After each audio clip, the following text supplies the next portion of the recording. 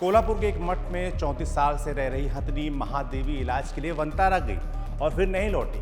त्रिपुरा की हथनी प्रतिमा वनतारा जाते हुए बीच रास्ते से कहां चली गई? वनतारा में मौजूद 200 हाथी कहां से लाए गए? ऐसे जानवरों की लिस्ट सिर्फ भारत तक सीमित नहीं है जो वनतारा गए और नहीं लौटे। कोल्हापुर से आपको अब सीधा जर्मनी लिए चलते हैं, जहां की एक अखबार सुडाइचिन साइटंग में 13 मार्च 2025 को पहले पन्ने पर एक खबर छपी। खबर का शीर्षक था, दुनिया का सबसे बड़ा चिड़ियाघर माने मुकेश अंबानी के पुत्र अनंत अंबानी का वनतारा जू। अखबार सुडाइचिन साइटंग ने वेनेजुएला की खोजी वेबसाइट armando.info के साथ मिलकर वनतारा पर लंबी इन्वेस्टिगेटिव स्टोरी छापी थी। इस स्टोरी ने खुलासा किया कि वनतारा में कम से कम 39,000 जंगली जानवरों को विदेश से मंगवाया गया था। इन जानवरों को 32 अलग अलग देशों से 53 एक्सपोर्टर की मदद से भारत लाया गया था। इसमें ओरांगुटान, माउंटेन गोरिल्ला सहित कुल 11,000 जानवर ऐसे थे जो कि एंडेंजर्ड स्पीशीज माने दुनिया से विलुप्त होती प्रजातियों में आते थे। रिपोर्ट ने खुलासा किया कि जानवरों का आयात मुख्य रूप से यूएई, वेनेजुएला, कांगो और दक्षिण पूर्वी एशिया के देशों से हुआ था। ये इलाके एंडेंजर्ड स्पीशीज के गैर कानूनी ट्रेड के हॉटबेड माने जाते हैं। जर्मन न्यूज़पेपर की इस खोजी रिपोर्ट ने दुनिया भर के एनवायरमेंटलिस्ट के कान खड़े कर दिए। दुनिया भर की मीडिया ने वनतारा को एक बिलियनियर के बेटे के प्राइवेट जू की तरह प्रचारित करना शुरू कर दिया। लेकिन क्या ऐसा सही में था?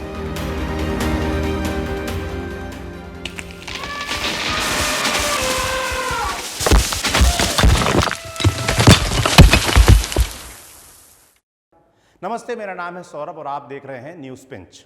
चलिए कहानी को शुरू से शुरू करते हैं। पूरी कहानी की शुरुआत गौरी नाम की एक हथनी से शुरू होती है। वनतारा ने अपनी वेबसाइट पर जानकारी उपलब्ध करवाई है। उसके मुताबिक गौरी राजस्थान के एक शहरी इलाके में सड़कों पर घूमते हुए मिली थी। उसका इस्तेमाल भीख मांगने के लिए होता था। जिस समय उसे जामनगर इलाज के लिए लाया गया, उसके घुटनों में गठिया हो गया था और उसकी रोशनी जाने को थी। गौरी के इलाज ने रिलायंस फाउंडेशन को हाथियों के रेस्क्यू और रिहेबिलिटेशन पर काम करने के लिए प्रेरित किया। इसी सिलसिले में जामनगर में साल 2015-16 में Radha Krishna temple Elephant Welfare trust खुला, जहां कैद में रखे गए हाथियों का इलाज किया जाता था। कुछ समय बाद इसे दुनिया का सबसे बड़ा हाथियों का अस्पताल कहा जाने लगा। साल 2020 में Radha Krishna Temple Elephant Welfare Trust के अलावा जामनगर में एक और संस्था खोली गई, Greens Zoological Rescue and Rehabilitation Centre. बाद में संस्था में Radhakrishna Temple Elephant Welfare Trust को ग्रीन्स जूलॉजिकल में मर्ज कर दिया गया। मार्च 2025 में प्रधानमंत्री नरेंद्र मोदी ने Greens Zoological Rescue and Rehabilitation Centre के 3500 एकड़ में फैले वनतारा प्रोजेक्ट का आधिकारिक उद्घाटन किया। इस मौके पर उन्होंने अपने एक्स हैंडल पर कई सारी पोस्ट डाली। इन पोस्ट में उन्होंने अनंत अंबानी और वनतारा टीम के प्राणी संरक्षण के प्रयासों की भूरी भूरी प्रशंसा की। वनतारा 12.7 वर्ग किलोमीटर में फैला हुआ एक रेस्क्यू और रिहेबिलिटेशन सेंटर है। ये रिलायंस की जामनगर रिफाइनरी के पास स्थित ग्रीन बेल्ट या बफर जोन का हिस्सा है। इसे धीरे धीरे एक रेस्क्यू और रिहेबिलिटेशन सेंटर में तब्दील किया गया है।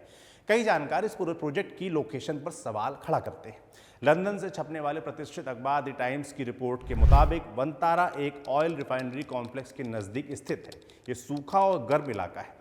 जानवरों के प्राकृतिक पुनर्वास का कोई योजनाबद्ध ढांचा यहाँ मौजूद नहीं है। वनतारा के ऑयल रिफाइनरी के करीब होने पर विशेषज्ञों ने खास तौर पर चिंता जताई है। लेकिन ये वनतारा से जुड़ा अकेला विवाद नहीं है। वनतारा वन्यजीवों को गैर कानूनी तरीके से भारत लाने के आरोपों से घिरा हुआ है। वनतारा पर कन्वेंशन और international trade in endangered species of wild fauna and flora या साइट्स के नियमों का पालन नहीं करने का आरोप लगते रहे हैं। इस पूरे मामले को समझने के लिए पहले समझ लेते हैं कि साइट्स है क्या। 1973 के साल में विभिन्न देशों ने अमेरिका के वॉशिंगटन में हुए एक कन्वेंशन में हिस्सा लिया था। इस कन्वेंशन का उद्देश्य था लुप्त प्राय हो रहे जीवों को अवैध शिकार और तस्करी से रोकना। इस कन्वेंशन में एक ट्रीटी बनाई गई जिसे बाद में convention on international trade in endangered species of wild fauna and flora या साइट्स कहा गया। इसमें वन्य जीवों की 3 अपेंडिक्स तैयार की गई।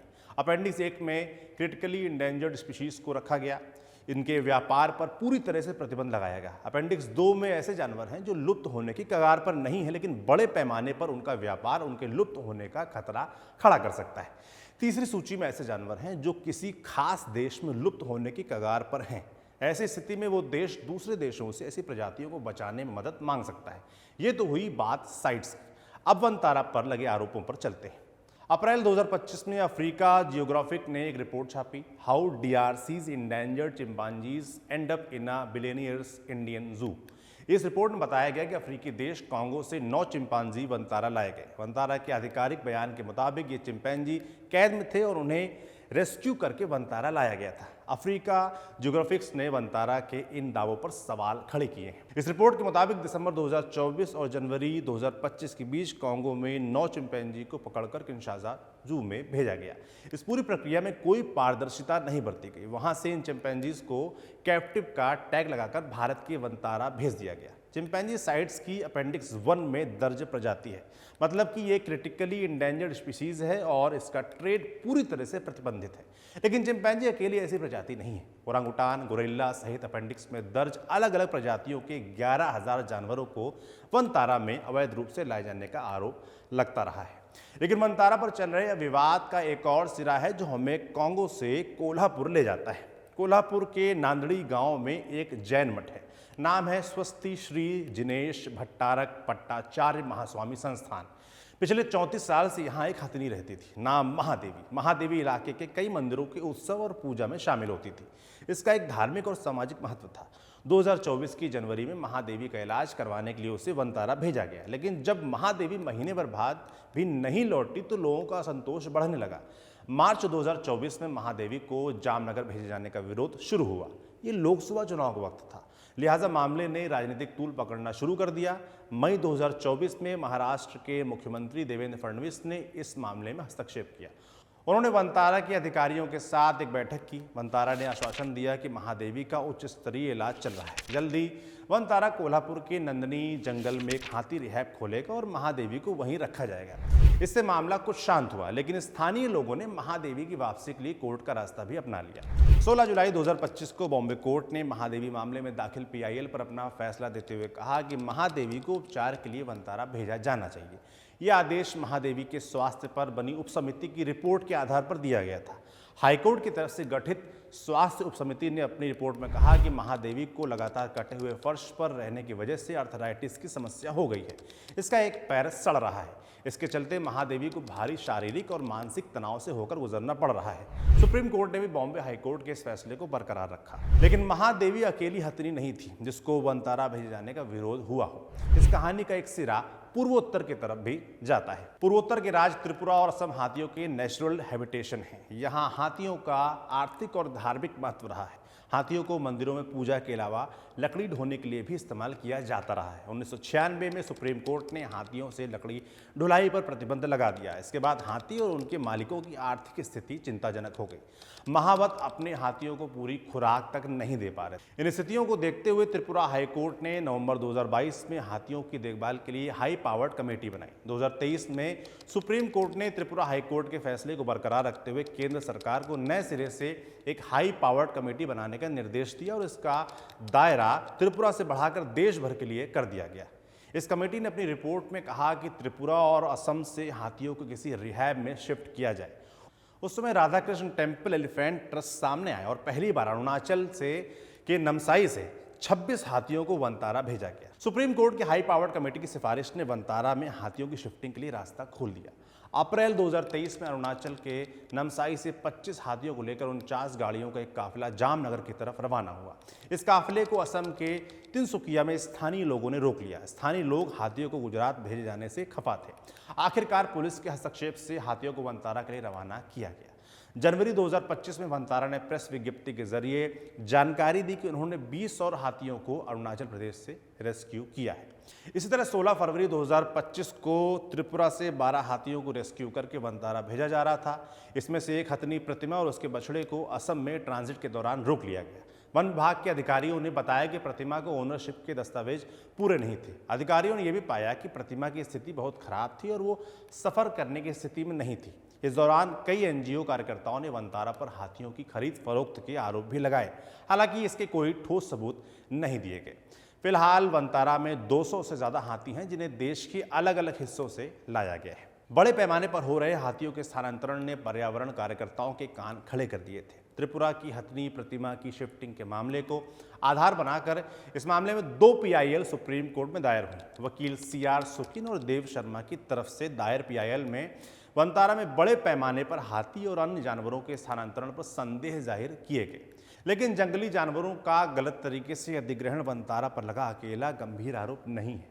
वनतारा में कार्बन क्रेडिट को लेकर भी गंभीर आरोप लगे हैं। आप कहेंगे ये कार्बन क्रेडिट क्या होता है और वनतारा पर क्या आरोप लग रहे हैं, आइए इसको समझाते हैं। दरअसल 2015 में UNFCCC या United Nations framework convention on climate change की पेरिस में एक बैठक हुई। इस बैठक में तय हुआ कि ग्लोबल वार्मिंग को 2 डिग्री तक सीमित करना है। भारत भी इस बैठक का हिस्सा था। भारत ने इस बैठक में करार दिया कि 2070 तक वो कार्बन उत्सर्जन को 0 तक ले जाएगा। इसके तहत भारत ने 2030 तक 1 बिलियन टन CO2 उत्सर्जन कम करने का लक्ष्य रखा है। 2015 के पेरिस समझौते के आर्टिकल 6 के मुताबिक एक ग्लोबल मार्केट प्लेस बनेगा जहां कार्बन क्रेडिट का ट्रेड किया जाएगा। लेकिन एक कार्बन क्रेडिट है क्या, आइए एक उदाहरण से समझते हैं। फर्ज कीजिए कि एक सीमेंट फैक्ट्री है, उसने साल भर में 1000 टन कार्बन वातावरण में उत्सर्जित किया, लेकिन उस फैक्ट्री ने खाली जगह पर पेड़ लगाए, ग्रीन एनर्जी का इस्तेमाल किया और इस तरह से 1200 टन कार्बन को ऑब्जर्व किया या फिर उत्सर्जन होने से रोका, तो इस सीमेंट प्लांट के पास 200 टन का कार्बन क्रेडिट होगा। वो इस 200 टन कार्बन क्रेडिट को किसी दूसरी कंपनी को बेच भी सकता है। भारत ने पेरिस समझौते के आर्टिकल 6 के तहत 2023 में carbon credit trading scheme launch की। इस स्कीम के तहत हर उद्योग को सालाना कार्बन एमिशन का टारगेट दिया जाएगा। टारगेट से ज़्यादा कार्बन उत्सर्जन करने पर उस इंडस्ट्री को कार्बन क्रेडिट खरीदने होंगे। 2015 के पेरिस समझौते में कार्बन क्रेडिट का प्रावधान आना, 2023 में भारत सरकार द्वारा कार्बन ट्रेडिंग स्कीम को लेकर कानून बनाना और 2025 में वनतारा का खुलना, ये सब एक सरल रेखा में जुड़ता दिखाई देता है। एक अनुमान के मुताबिक वनतारा सालाना 4,30,000 टन कार्बन क्रेडिट पैदा करेगा। इस कार्बन क्रेडिट का इस्तेमाल रिलायंस ग्रुप अपने कार्बन एमिशन को न्यूट्रल करने के लिए कर सकता है। इसके अलावा ये कार्बन क्रेडिट दूसरी इंडस्ट्री को बेचा भी जा सकता है। हालांकि आधिकारिक तौर पर ऐसा कोई डेटा सामने नहीं आया है जो कि वनतारा को कार्बन क्रेडिट ट्रेड से जोड़ता है, लेकिन विशेषज्ञों का अंदेशा भी बेबुनियाद नहीं कहा जा सकता।